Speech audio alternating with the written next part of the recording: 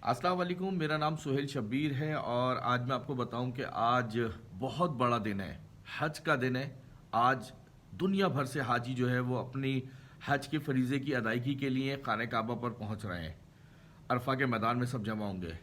लेकिन मैं आपको एक इंतहाई अफसोस के साथ एक बात बता रहा हूँ कि हमारे कराची के ट्रैवल एजेंट्स ने इस मुक़द्दस फरीज़े को भी जो है वो इंतहा से ज़्यादा मुश्किल तरीन और परेशान तरीन बना दिया है।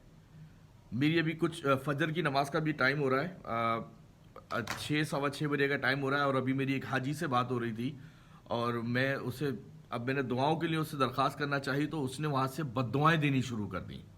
इतनी बद्दुआएं दी कि मैं खुद हिल गया कि भाई आप वहाँ गए और इतनी बद्दुआ क्यों दे रहे हैं। लेकिन वो बद्दुआ मुझे नहीं दे रहे थे, वो बद्दुआएं दे रहे थे ट्रैवल एजेंट को। उनका ट्रैवल एजेंट जो कराची का इलाके सदर में Madina city mall Madina city mall है या मदीना सेंटर है, उसके अंदर वो रहता है। और वलायर है, पता नहीं फलायर है, इस नाम से वो ट्रैवल एजेंट है। उसको इतनी बददुआएं दे रहे थे क्योंकि 40 के करीब हाजी हैं जो इंतहाई परेशानी के आलम में हैं।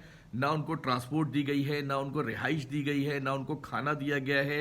बेयारो मददगार बेचारे पता नहीं किस हाल में वहाँ रह रहे हैं और वहाँ से वो मुस्तकिल मुझे वीडियोस भी भेज रहे हैं और उस ट्रैवल एजेंट की तस्वीर भी भेज रहे हैं। बता रहे हैं कि उसने समझ ले धोखा किया है, टोटल चीटिंग की है इनके साथ। इनको बहुत सुहाने ख्वाब दिखाए, पता नहीं क्या क्या इनके साथ वादे किए, मगर कोई एक वादा भी इनका सच्चा नहीं हुआ। तो मैं ही समझता हूँ कि इतना अच्छा फरीज़ा है, अल्लाह पाक ने एक मौका दिया। सब लोग हाजियों से दुआओं की दरखास्तें करते हैं और आप लोगों के लिए यार वहाँ से बद्दुआएं आ रही हैं।